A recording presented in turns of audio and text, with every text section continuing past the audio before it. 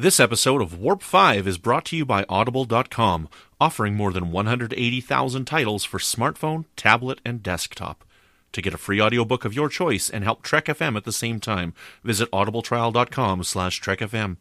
And also by Enterprise in Space, an international program of the non-profit National Space Society. Find out how you can help science and education and become a virtual crew member aboard the NSS Enterprise Orbiter by visiting enterpriseinspace.org. And if you want to join in on the conversation and share your thoughts on this episode or any other, please join the Babel Conference, our listeners group on Facebook. Just type Babel, that's B-A-B-E-L, into the Facebook search field. We look forward to seeing you there. This is Phyllis Strong, writer-producer on Star Trek Enterprise, and you're listening to Warp 5 on Trek FM.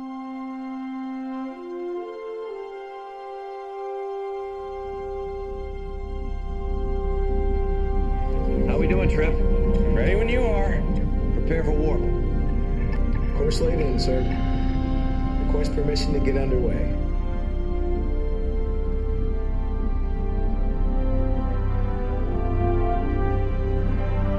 Let's go.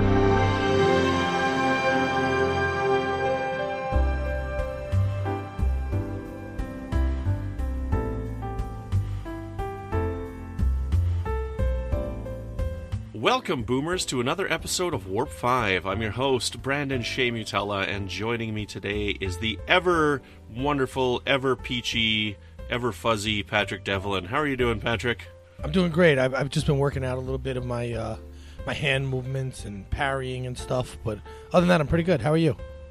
I am doing very, very good. I am very happy to be here tonight. I've been looking forward to this all day today. Awesome. Joining us as well is the wonderful, amazing Brandi Jackola. Oh, I only get 2 adjectives, huh? That's fine.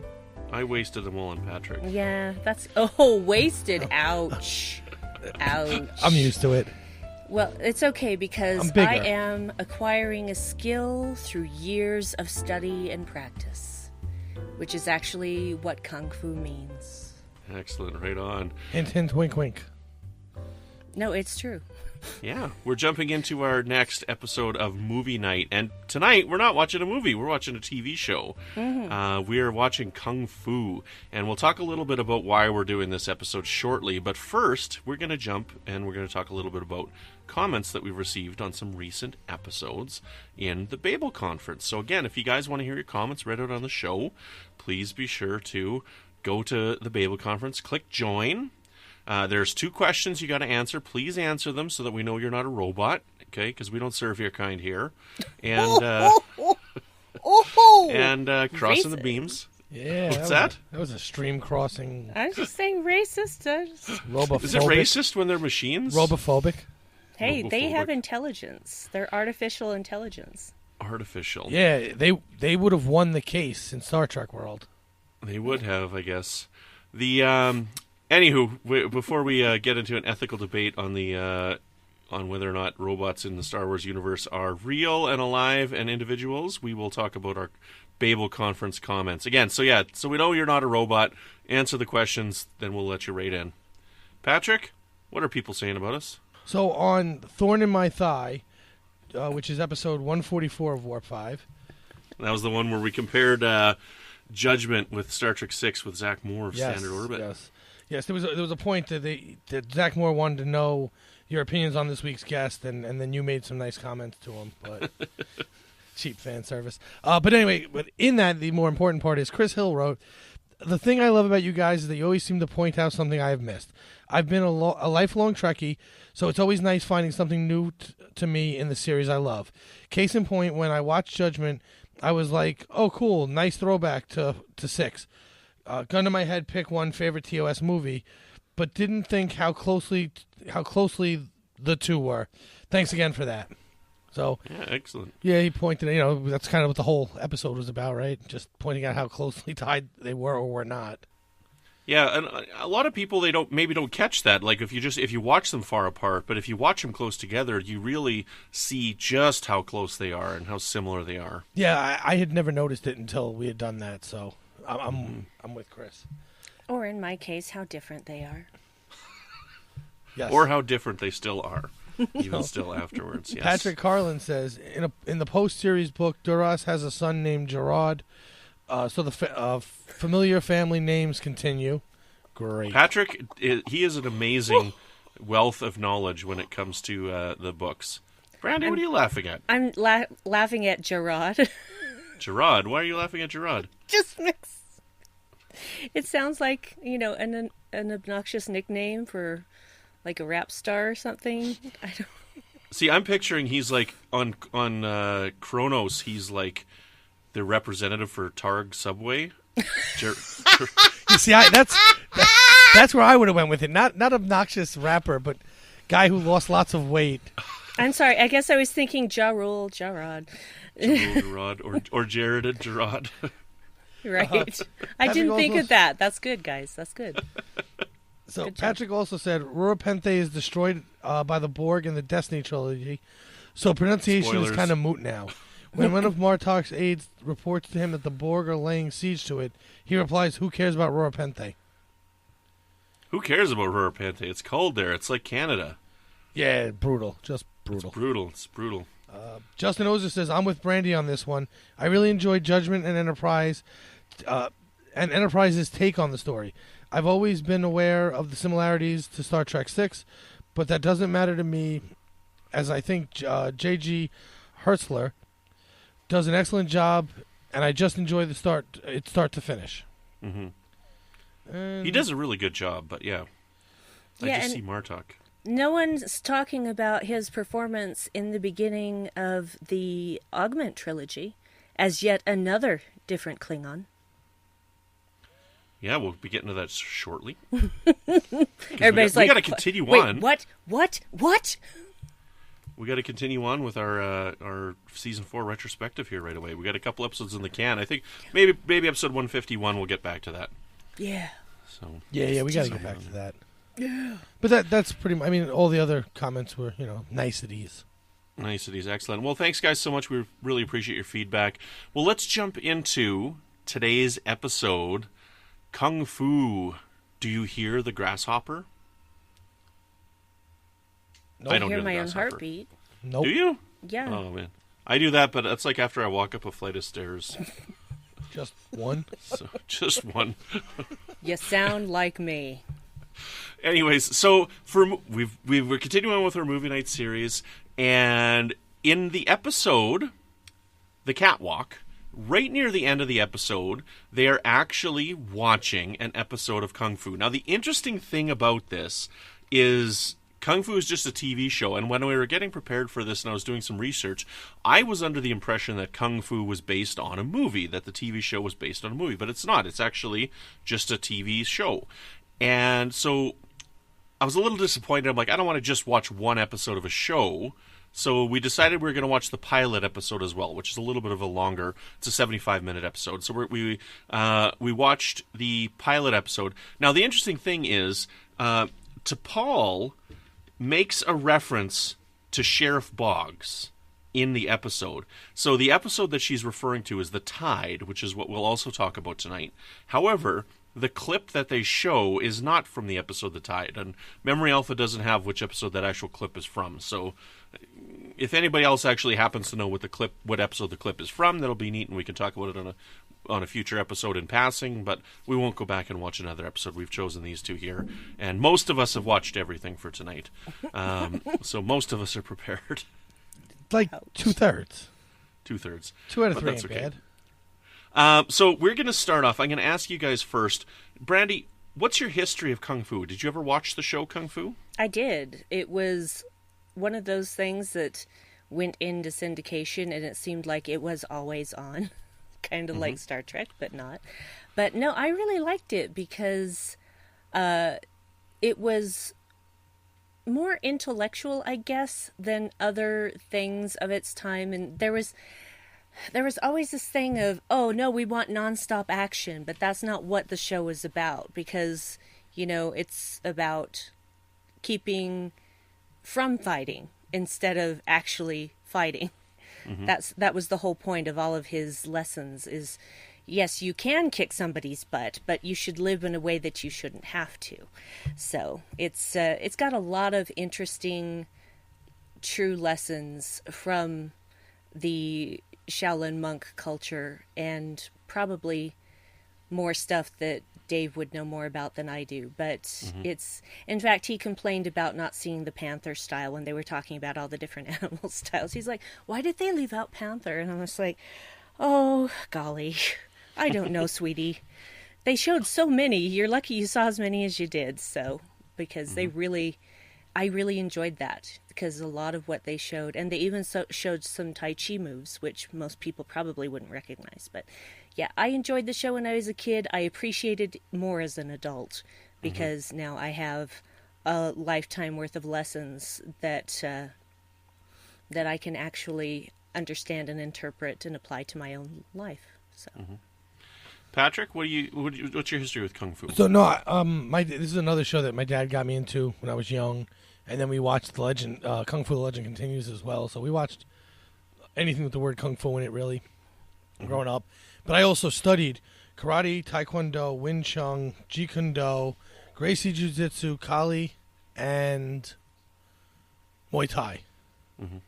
So none of those, actually, except for Jeet Kune Do and Wing Chun, are Kung Fu styles. But they all were, everything except for the karate and the taekwondo were based off of the lessons of Kung Fu. So a lot of what they talk about in the pilot actually is stuff I learned in a dojo over the years about, all life is precious. We'll get into it later, but, the idea is to use as little force as possible to win a fight, not at the most force, and then work your way backwards. Right. Yeah, as for the show itself, I've actually never watched it. This is the first time I've actually ever seen anything Kung Fu. Oh, wow. Yeah, I had a teacher, when I was in high school, grade 9 or something like that, there was this teacher that, we were friends with, we chatted and whatnot, and she lived out of town. This is up when we were living in La Ronge, and she didn't have cable, so we became friends talking over Star Trek, but she also liked Kung Fu, and so I would record for her Kung Fu: The Legend Continues and fill it up with a VHS tape and give it to her. So I knew about the show, but I never actually watched it. And so that's where my idea came from. I thought the movie was Kung Fu, and then the TV show was Kung Fu: The Legend Continues. But so I was surprised to learn that no, there was an original show, and the Kung Fu: Legend Continues was like a spin-off show that was later on. So it was interesting to jump into this for my first time and watch it for the very first time. And I'm glad that we started with the pilot movie, because it was really interesting. Now, just a general summary of the pilot episode before we get too far. So it's told kind of in flashbacks where, this guy, Kane, and I'm not going to pronounce his name. Brandi, do you know his full name? Kwai Chung Kane.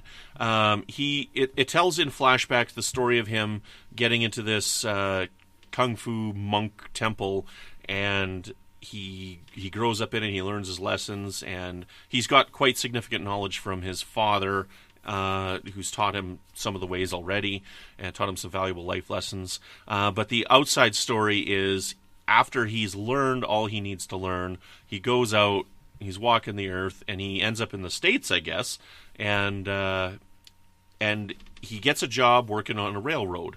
And, even in Canada, we know that a lot of the railroads were made with, Chinese immigrants, and a lot of lives were lost. And so while he's working on this railroad, people die, people are giving them advice to not go into this one area because there's dangerous ground ahead, and the people that are creating the rail decide to disregard that information, and more people end up dying, and so he ends up kind of on the run because they're gonna kill him, and he comes back for justice, and he's also being tracked by these Chinese bounty hunters, kind of, because they want to get him, because in the past he killed a nephew of a royal family member, the emperor's nephew.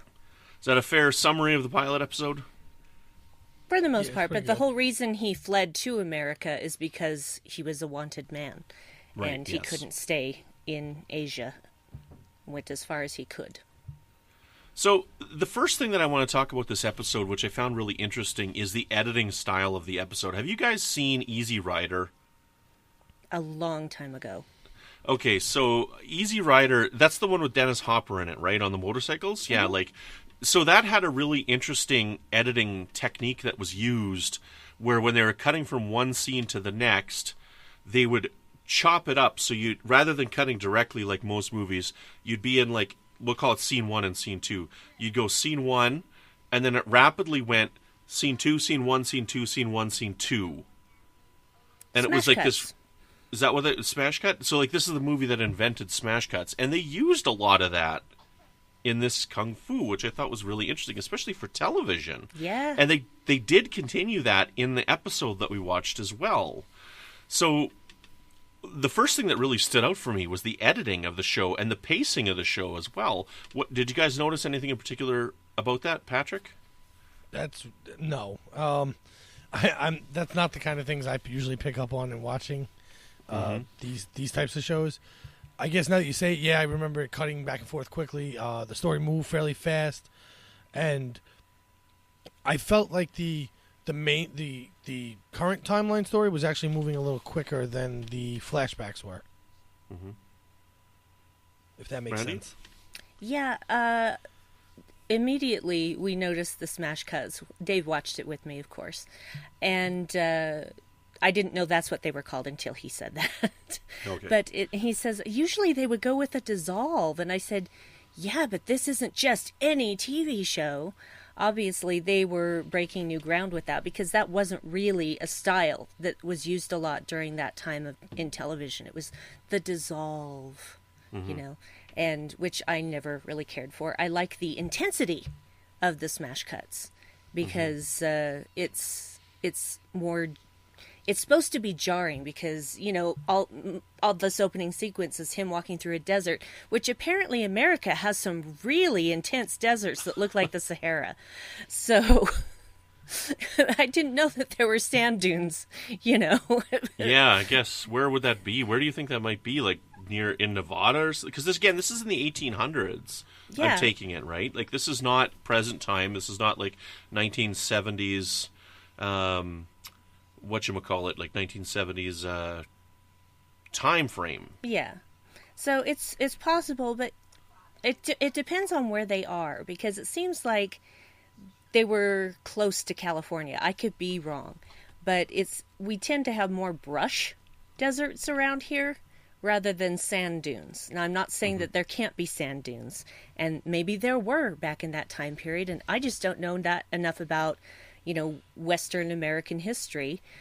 So, but I just thought that was, and just like, this just doesn't look like America. So, but that's just me. Yeah.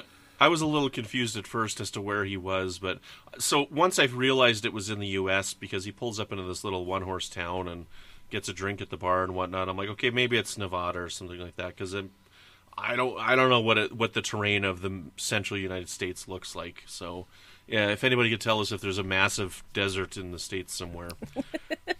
Yeah, I mean, well, there are deserts, but they're not like sand dune deserts. Yeah, right. The way I saw it as always being in America, because I looked at it as they were doing the Transcontinental Railroad, right? Yeah, yeah. So this would have to be somewhere in the 1860s, which is like 1869 is when they drove the gold spike to finish that first Transcontinental Railroad. So you figure... Happened here. Utah, yeah, that's right. And so you figure that had to be somewhere in that range, right? Yeah. So I guess... Yeah, I don't think we do have sand dunes like that anywhere here in the States, but I didn't really look at that because I already was concerning it that way because I knew the railroad was part of this story. Yeah, and I knew before, because I'd seen the series as a kid, I knew he was in America. But as an adult, I'm just going, wait a minute now. I don't remember any They really don't concern themselves with those kind of facts, though. No. It's okay. I'll forgive it because it just, it just is there for, what's the word I'm looking for here? For expressing a certain feeling of him being a man alone in the desert. Kind of like Jesus. Wasn't he tempted by the devil, He's in the desert, tempted by the devil. Am I remembering incorrectly? So, yeah. And then Moses and his people got to wander in the desert for 40 years. Anyway, yeah, I was raised Mormon. Anyway, so yeah, that's one of those things that I'm just like, creative license. It's a storytelling thing. It's fine. So he goes into this bar and he orders a glass of water. It's really noisy in this bar. And as he enters, there's this Chinese man like looking at him. He's sitting on a cart waiting for somebody. And when he goes in, he gets his water. And I got to ask, what the heck did he put in that drink? Kool-Aid. Yeah, that's what I'm thinking. I'm like, is that... I don't think that's right. I'm like, you order a drink of water, you're like, the water's free, but I'm just going to put my Kool-Aid in and make a drink. What do you think that was? Well, he was just way ahead of his time with these little single-serve water packets. Okay, right. yeah. It was Crystal Light. Right. Crystal Light. Or Kool-Aid. Yes. I have Kool-Aid ones upstairs. Well, he probably wouldn't want all that sugar, so he'd probably go with Crystal Light. Okay. Anywho, that's kind of irrelevant to the plot. But while he's there, so this Chinese person comes to the door, and I'm sorry I don't know all the characters' names, but comes to the door, and he's going to warn him. But there's this big, chest-pounding white dude who says, get out of here, we don't allow your slant eyes in here, and, all of our politically incorrect terms that they were using back in the 1860s. And then he turns to Kane and says, I can sense a Chinese person anywhere, and you're one of them, aren't you? And do you speak English? And he's being really rude, and he tries to attack him, but little does he know that Kane is the master of the kung fu and makes a fool of him. But this is a great scene because he actually stops him with the beer glass. Mm-hmm. To doesn't the even chest. spill his drink. That's what's amazing. Yeah, about it. right. So he actually puts the beer glass right to the guy's chest, and as the guy tries to push it out of the way, he ends up spinning himself around almost like a top. Which is like the first look we have of him using... They go into it deeper in a few scenes, but this is the first sign we have of using their motion, their momentum to harm themselves and not exert too much emphasis. That's a terrible word. To exert too much energy yourself. Mm-hmm. That's a huge tenet of Tai Chi. Mm-hmm. Almost every kung fu in general. It's the biggest thing in Wing Chun as well. That's why you have the wooden Wing Chun dummies. It's all for hand motions. And for using you're going to do the most damage to yourself if I'm doing it correctly. And I'm not going to really have to touch you. In fact, I can win a fight without throwing a punch. Mm-hmm. And then, so this Chinese person that he met gets him a job working on the rails with him. So the next scene we have is they're meeting the railroad foreman, and they start working on the rails, and we find out that he's kind of different than everybody else because he's not talking very much. He's very quiet, and a couple other people are asking him, why don't you say anything? You're weird. And we learn, he's got these messages where he's like, if I don't have anything to say, I'm not going to waste my breath because it's worse than... Saying nothing is better than saying something that's not important, basically, is what he says. So, and the train, or a cart comes with mail, and one of the boxes falls off. He catches it, and they see these burn marks on his arm. And they realize that these burn marks are something special. They indicate that he's basically a graduate of this what do you want to call it? Tai Chi school? He's a Shaolin school? monk. Yeah. Shaolin monk. Only okay. Shaolin monks have those marks because of the Cauldron of Fire. Cauldron of Fire. So do you think this is a real thing? Like, I don't know much about this culture. It absolutely is a real is thing. It? Yes. I don't know. It's absolutely a real thing. Yeah, it also, ironically, the Shaolin monks, they've reached farther. Their influence has reached much farther than most people realize, because it's most kung fu movies. People call karate movies, but kung fu and karate are completely different. Most kung fu movies are based on legends of Shaolin monks, but also it's funny you brought in that Gerard sounds like rap, because the Shaolin monks were what the movies about them were what brought the Wu-Tang Clan, the rap group, together in the first place. They were actually two groups, one in Staten Island and one in Brooklyn-ish, that loved old Shaolin monk movies. And then they started rapping, and then everything that they did was to further use that as their, mantra. Mm-hmm. It all ties together. Wow. Who knew Gerard would come to play? He did. I knew it when I said it. You're so good. He was doing kung fu in the back of a shop sandwich. Yeah. A sandwich shop. Okay, so then after this, so we're getting a lot of flashbacks back and forth of him as a youth, and he makes some of the better decisions out of the other youth in his group. There's an example of where it's raining, and rather than running and hiding from the rain, he stays and withstands the rain. So they let him in, and they offer the tea, but he decides to wait to drink the tea until the elder monk drinks the tea, and that's another test to pass. And they say, you're not fully Chinese, but you're the first. There's a first time for everything. We've never let a person in before who's not fully Chinese. But there's a first time for everything. So they let him in. So these people are a lot more cultured than the Vulcans, apparently, as we learn in Star Trek Discovery. But their Tai Chi is better as well. Their Tai Chi is better than the Kazwan. Because the neat thing about the Kazwan is it's all about protecting your neck, right? That's kind of the neat thing, because you can get the Vulcan with the neck pinch, right? Oh, So. I was thinking, are they afraid of vampires? No, I knew what you were talking about. I wonder if Vulcans... See, would there be a Vulcan vampire? Because, that's drinking blood, and they're vegetarians. Ew. Yeah, it would have to be a separate race. Yeah, but if they were maybe vampires, they're Romulan vampires. They'd no longer be vampires. They'd Maybe be they're- undead at that point. They're Romulan vampires. All bets off. Vulcpires. Vulcpires. Yes. That's the title of the episode right there. Vulcpires. Spell it. And we're off the rails. So to get us back on the rails here, The where do we go railroad? from here? The railroad rails. Right. Oh, but so you brought up a good point, because you said he's the first not completely Chinese person, and there's a first time for everything, right? But that's the part you actually missed. It's kind of a big part of this story, is that he's not Chinese. He's not what they're used to training. Yeah. He just was a respectful kid, and that respect got him, in. It got him in the door. It kept him in, and yeah. He was an interesting kid. When we get to the middle bit where he's older, that's of course Keith Carradine, which is David's son. So of course they stick him in there when they could. So. Oh, is that who that was? Yeah.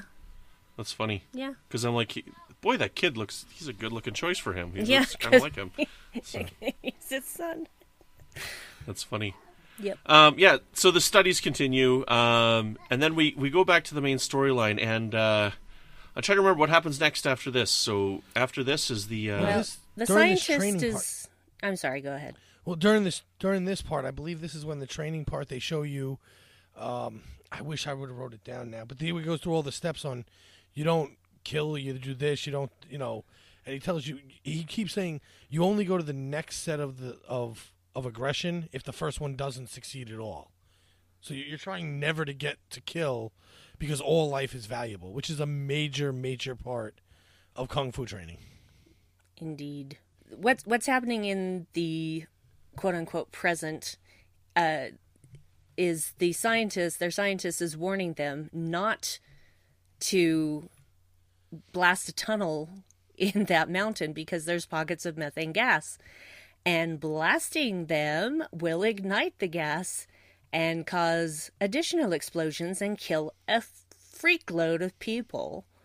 So, and they don't want to hear that because, that's going to cost them time, it's going to cost them money, and they don't want to do any of that. And they don't care about their workers. They're expendable because they're not real people. Right, so the only part of this I don't believe in that whole part of the story is that they even had a scientist say, don't do it. Because, seriously, they really didn't care in the 1860s. They did not care how many people died building that transcontinental railroad.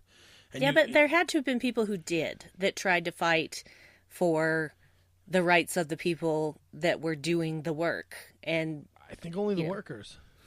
No, not necessarily. Not necessarily. We weren't there, but I find it difficult to believe that there wasn't some white boy somewhere who was trying to say this is a waste of life and don't do that. But it's possible, but I've done extensive study in labor, and I don't know of one story for that scenario. And you had the other way coming. You had the Irish coming from the east, going west, and you had the Chinese going from the west to the east. And both were pretty much considered expendable by the railroad company. Right. Yeah, that's a history. Like in Canada, we know well is that a lot of, Chinese workers and stuff, their lives were sacrificed for the rail, like unsafe work conditions. Patrick, you and I are in unions, and we work in. I work in an office, but I also work at a place that builds pipe, and so safety is a very strong concerning factor. And I mean, like, these are the reasons that unions have come around, to protect the workers when they were taken advantage of by their employers. Yeah, and it was a hugely common thing in the 1800s, because we didn't see unions really start to pop up till about this time. In history, it was about the 1870s that they started in the mines, so it didn't trickle into the railroad till much later. Yeah. Well, and with the scientist, I'm willing to forgive it as a plot device, because it's one way to, again, demonstrate how little regard they had for the Chinese people, to really put a fine point on it. And then when he said that he was going to send his report to other people, an accident happens. So they're not above killing their own. Right. No. I completely. It's I didn't just make to the demonstrate they're distinction. despicable. Yeah. No, I didn't make the distinction because I don't like the plot point. I'm completely okay with it being there. I just don't think it really happened in real life. But this isn't real life. It's a TV show. And yes, it does show just how bad they are, that even if there was somebody fighting for the rights of the union workers, or the non-union workers at that point, the workers, the railroad workers, that they would just off them, which in the late 1800s is exactly what had happened time and time again. I had family members that went that way. So for the coal mines in Pennsylvania. Mm-hmm. Yeah, it's interesting because it's something out of history, right? And so here he is, and he's trying to fight for these people while he's there. He's trying to, you've got this worker who's saying it's not safe, you shouldn't go there. They disregard the information, they go ahead anyways, and this accident happens, this explosion happens, and people die. So they got to bury the dead of these people, like, right in the middle of nowhere. Right, which is probably the most egregious part of this whole story, right? They don't even get a proper burial out of the whole thing. Mm-hmm. I do construction. We understand that there is a chance that something bad will happen. We try and take every precaution to make sure it doesn't anymore. But at least my family gets to say goodbye. Mm-hmm. These people, they were just left. Wherever they died, they were left, and they just moved on, building the railroad.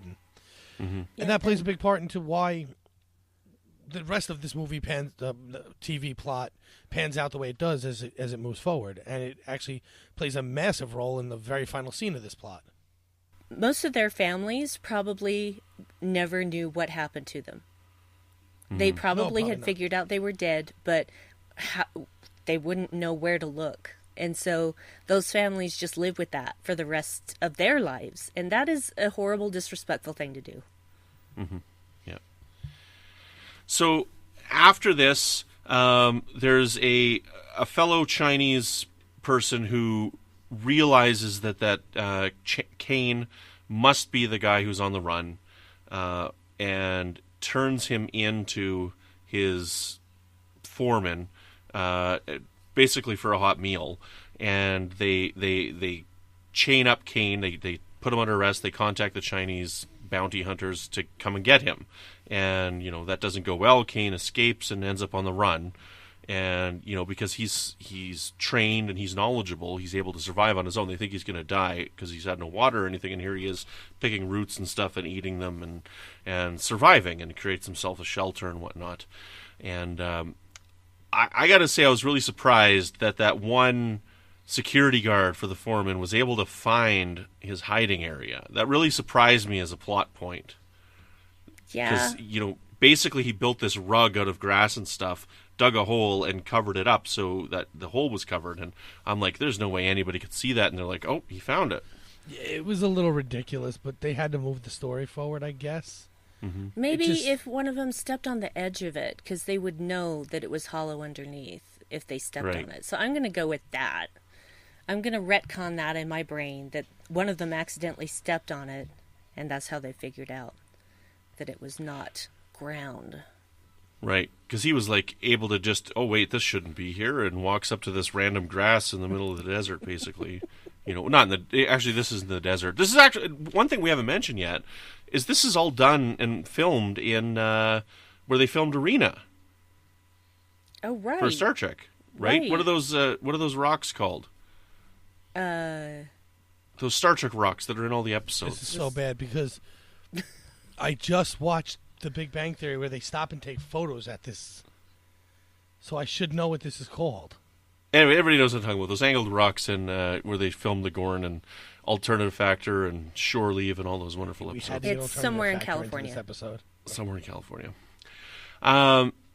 So they capture him again because they say, look, you got to basically surrender yourself or we're going to kill this friend of yours who's the Chinese guy who got him the job in the first place. So he comes back and he ends up having to fight these Chinese bounty hunters again. So he does this kung fu session with one of these Chinese bounty hunters, and that's basically how the episode ends. He wins the battle, and Well, no. Actually, so he fights the guy. The guy throws Chinese stars at him, right? That's pretty cool. That's cheating. Yeah, Taking Chinese stars into a fist fight, that is not okay.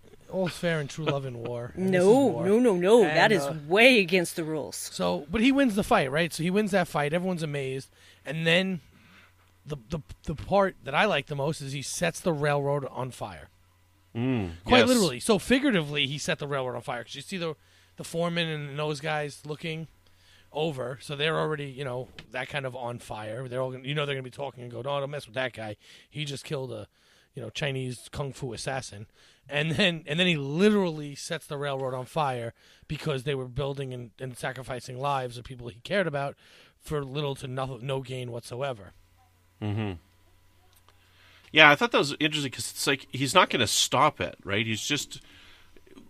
I don't know what's going to happen after this because they might still go straight through. Yeah, well, it was, if nothing else, symbolic. Mm-hmm. It's like, here's what I think of you and your stinking railroad.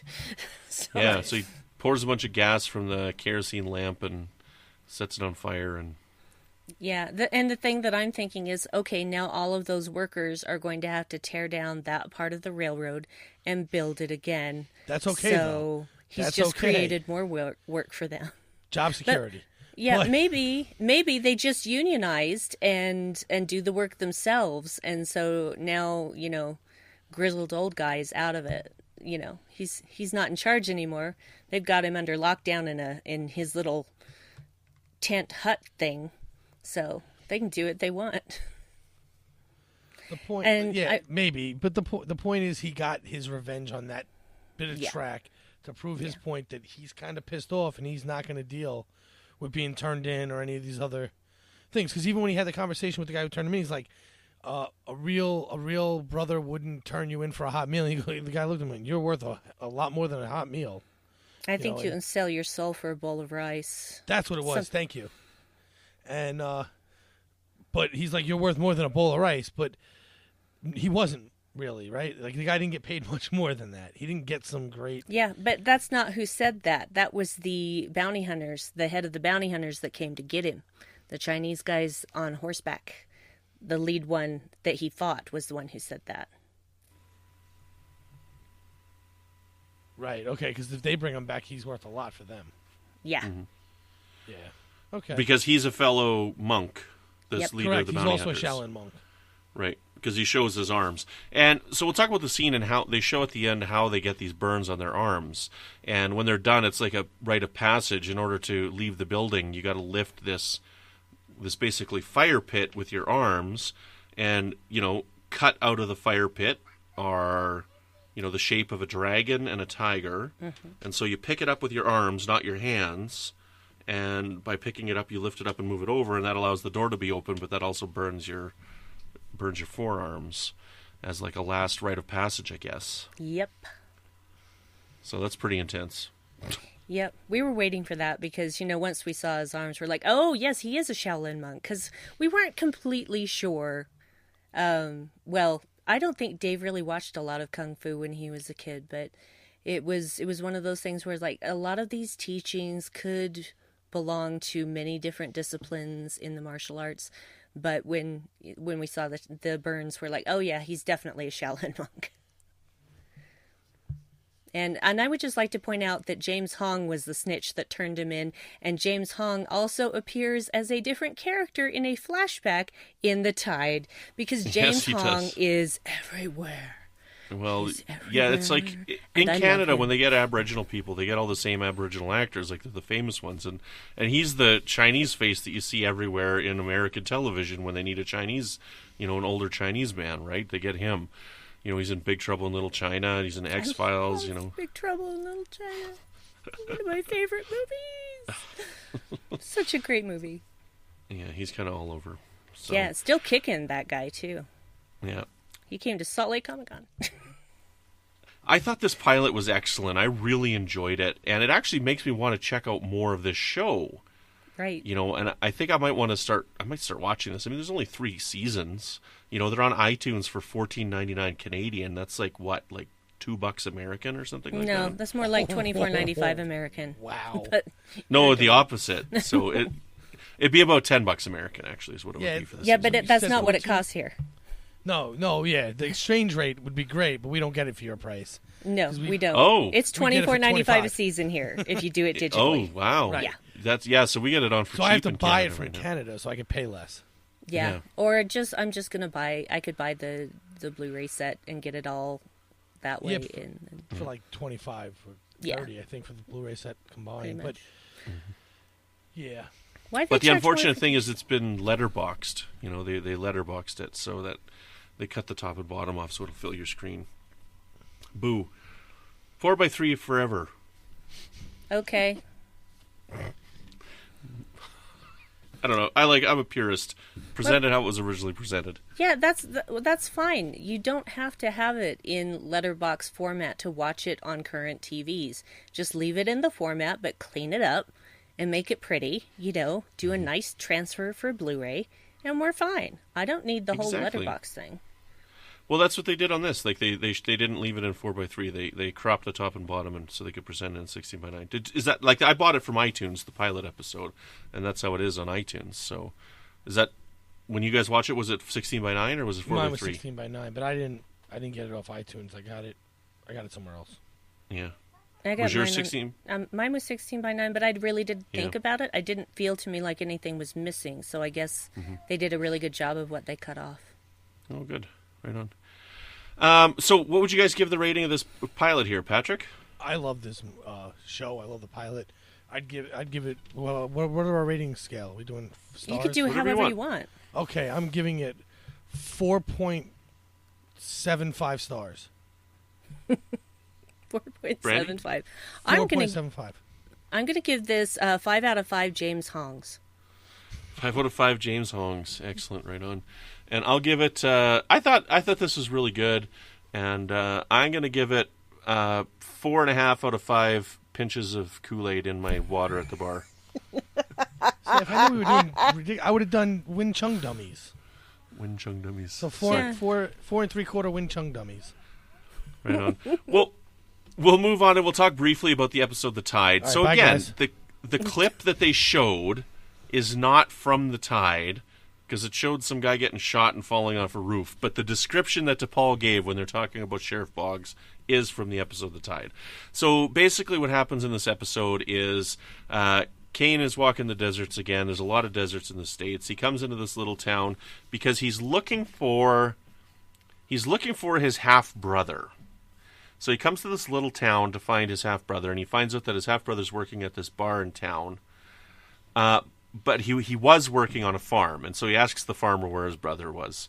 And the farmer recognizes him, races ahead into town, and goes to the sheriff and says, "Hey, this guy I recognized from your wanted poster, this is that guy that killed that emperor's nephew.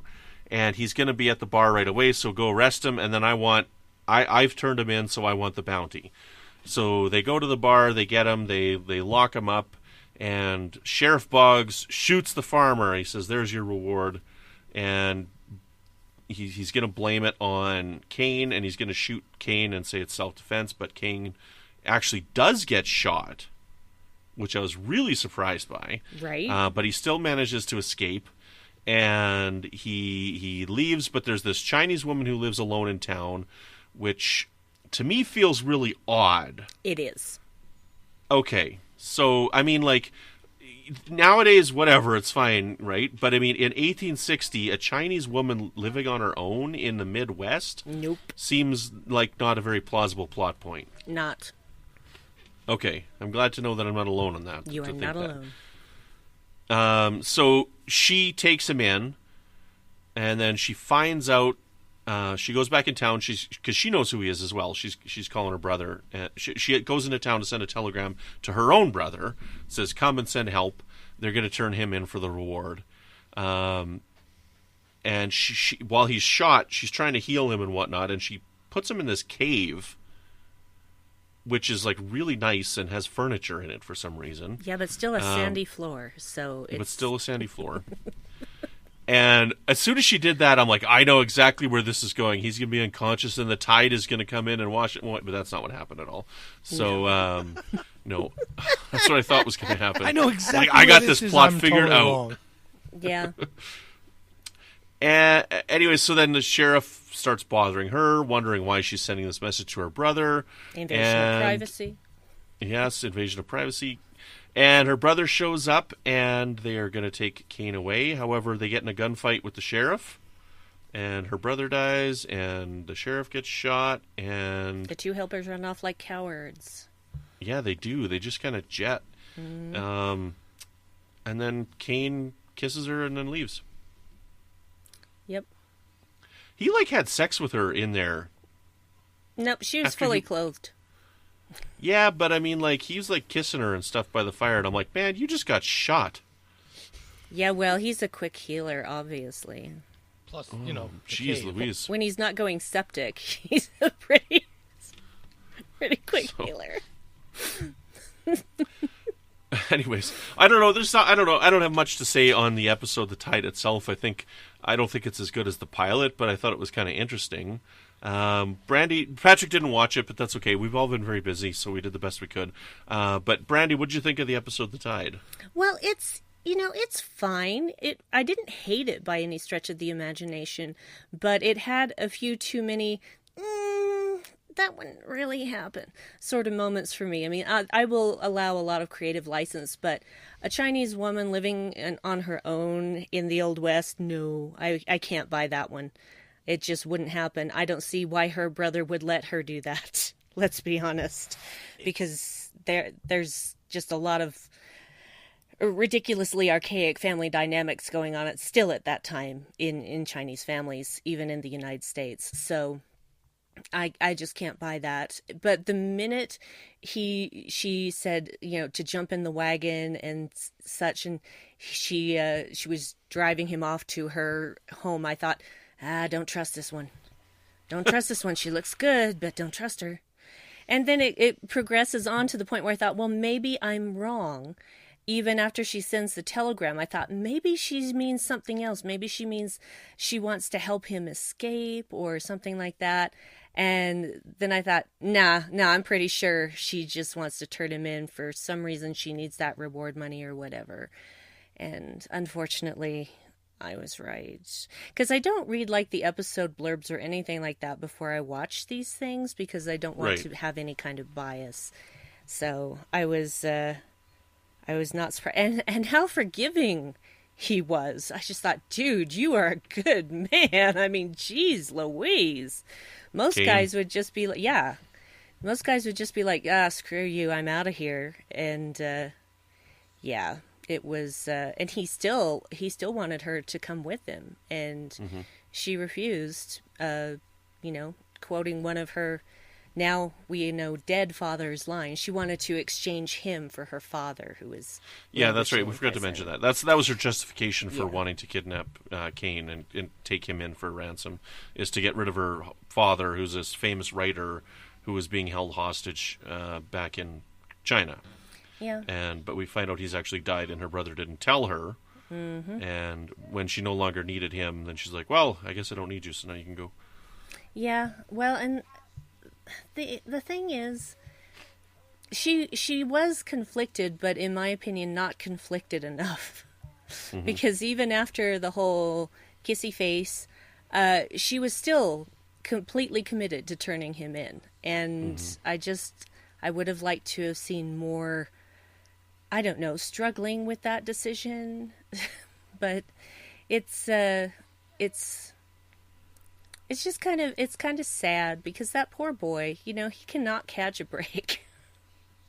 Well, I thought it was neat that they kept that plot line going through about the bounty on his head. Yes. That seems like the kind of thing that might get lost in a story, an episodic television series from that time. And, to have it play such a central role in this episode, I did think was really neat. Yeah, it does not get lost.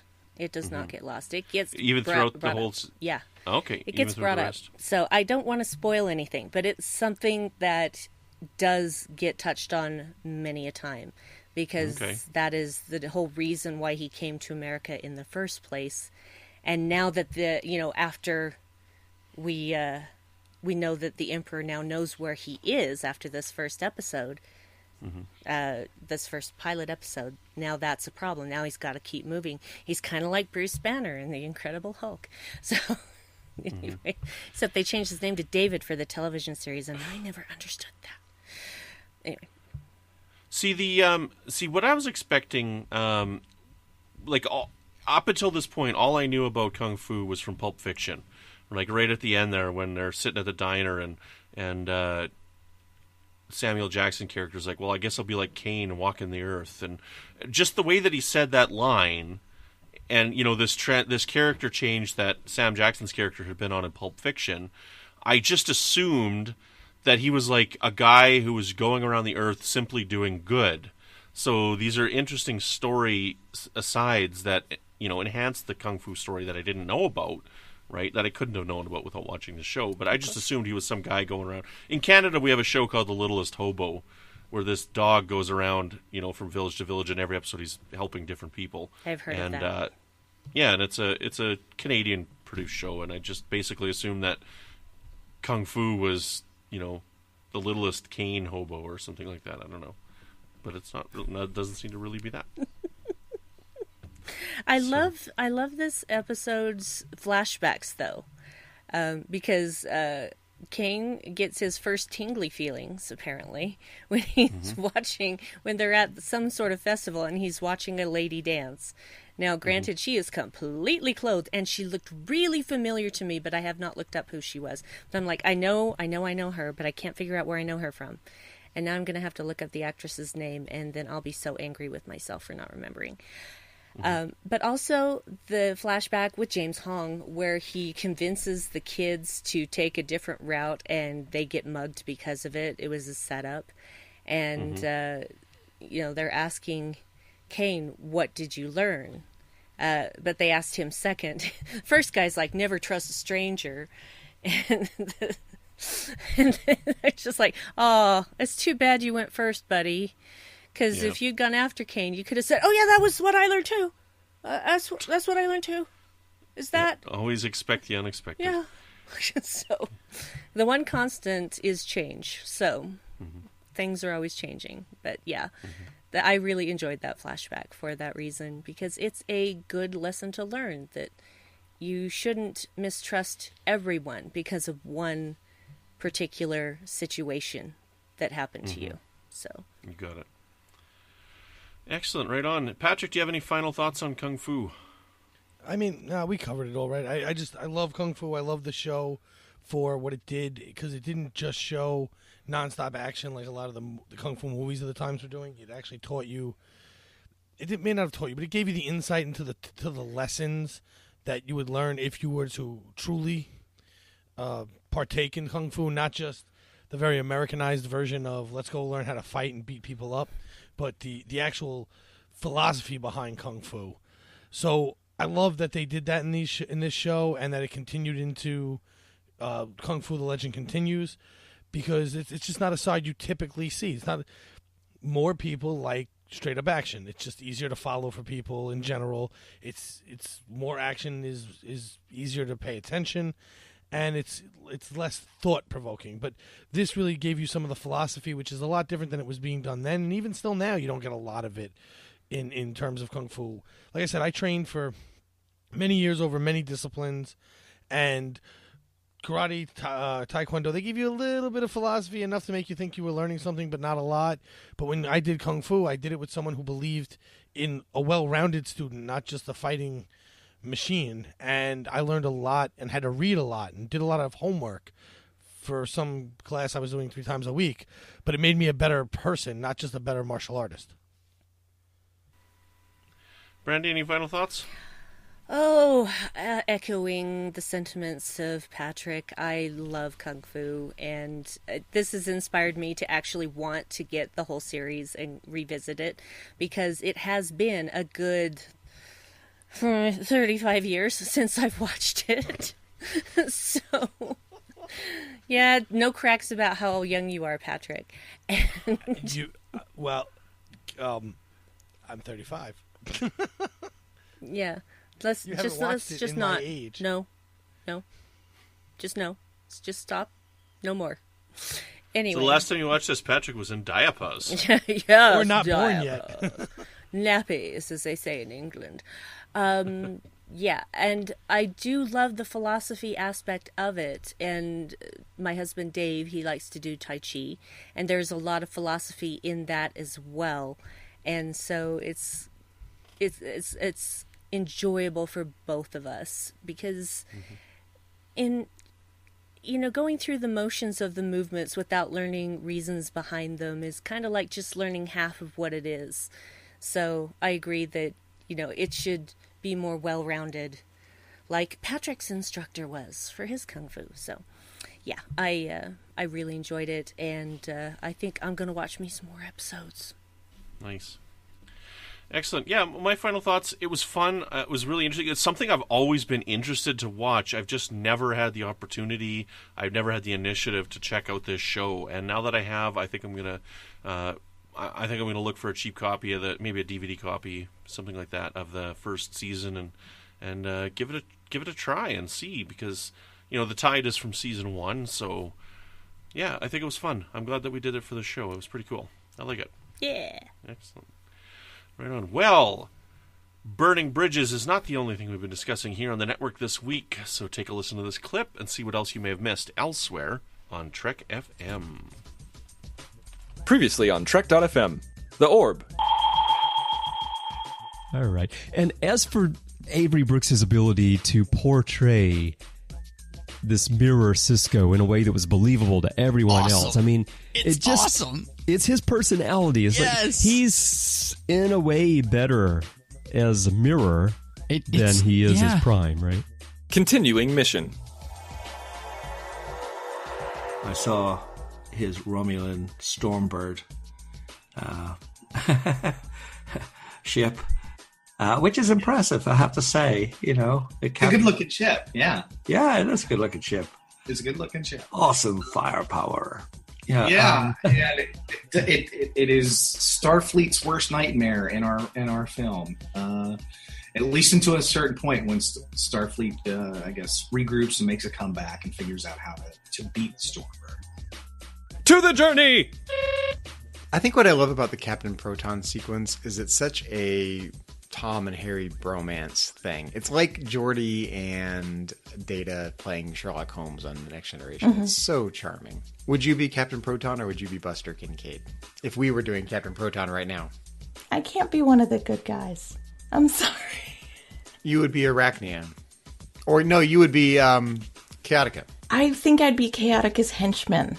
Oh, okay, yes. I see that. Yeah, because I don't want to be the fully evil dude who's everybody's trying to destroy. I want to be the guy behind the evil dude. See, I could totally pop out and go, the jig is up.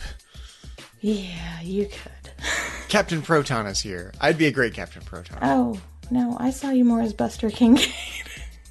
Oh, really? I'm a Buster You're Kincaid? Buster. Oh, man, thanks, Suzanne. Isn't that the way of things in life? You view yourself as a Captain Proton, but really you're a Buster Kincaid. Standard orbit.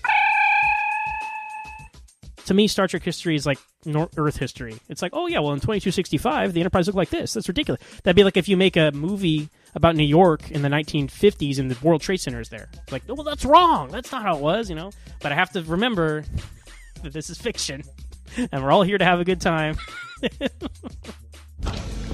And that's what else is happening on Trek.fm.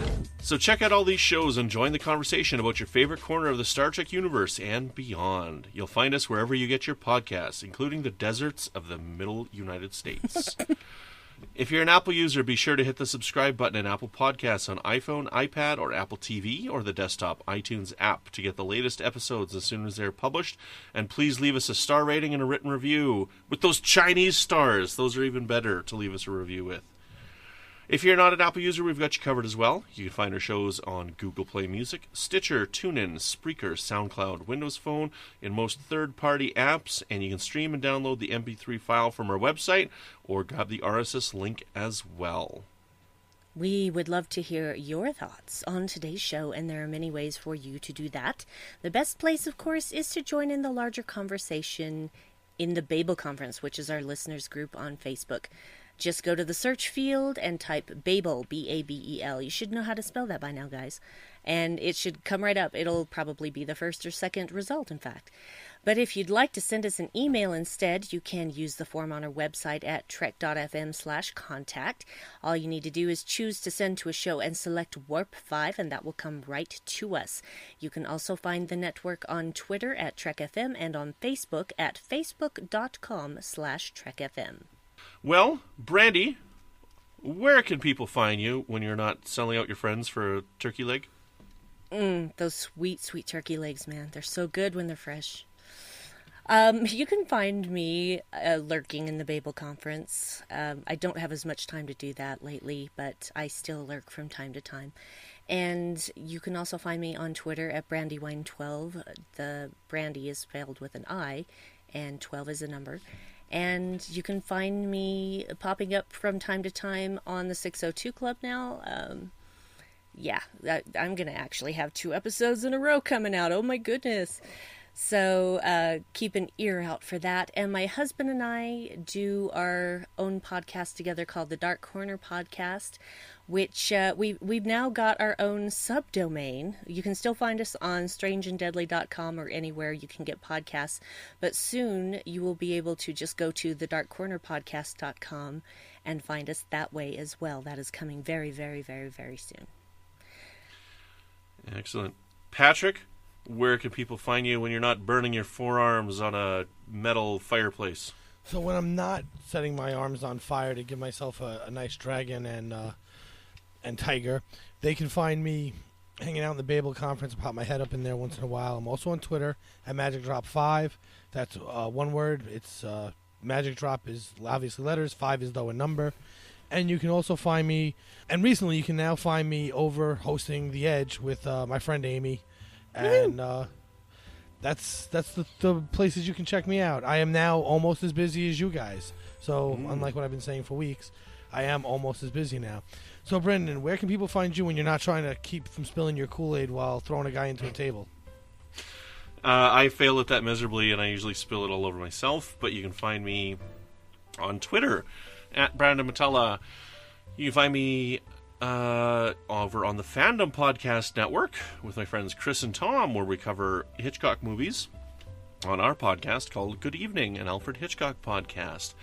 And that's it. I'm just doing these 2 podcasts right now because I passed my baton over to you, Patrick, for The Edge. So I'm no longer hosting The Edge, in case for those listeners who haven't heard.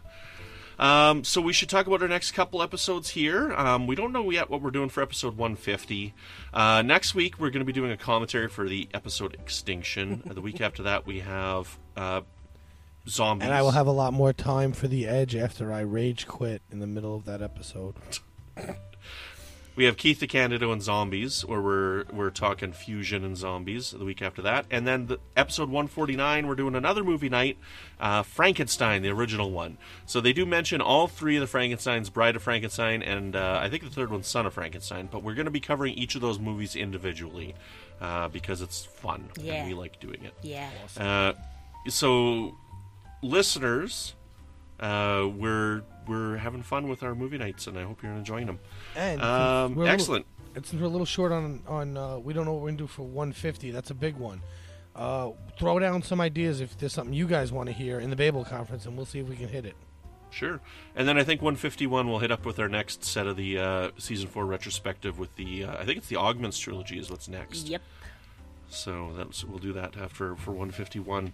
So that's our next few episodes up and coming here for you. Excellent. If you'd like to help us keep all of your shows coming to us each week, you can become a patron on the network on Patreon. Visit patreon.com/TrekFM. That's Patreon, patreon.com/TrekFM. To get all the details, perks include early access to episodes, exclusive content, producer credits, and more, available through our special patrons website, Patron Zone. It requires a great deal of money to produce, host, and distribute these shows each month. We really appreciate any support you can give us and hope you'll join the team. Again, you'll find all the details at patreon.com/TrekFM. At this time, we'd like to thank our wonderful associate producers, Norman Seelau, Floyd Dorsey, Mike Morrison, Tim Cooper, Justin Ozer, Mark Flessa, and Joe Saltzman. Thank you so much for supporting Trek FM as a whole and Warp 5 in particular. We really appreciate it. We couldn't do it without you. We couldn't release all these wonderful shows without you. Well, I guess that's about it. So until next time, keep calm and boom on.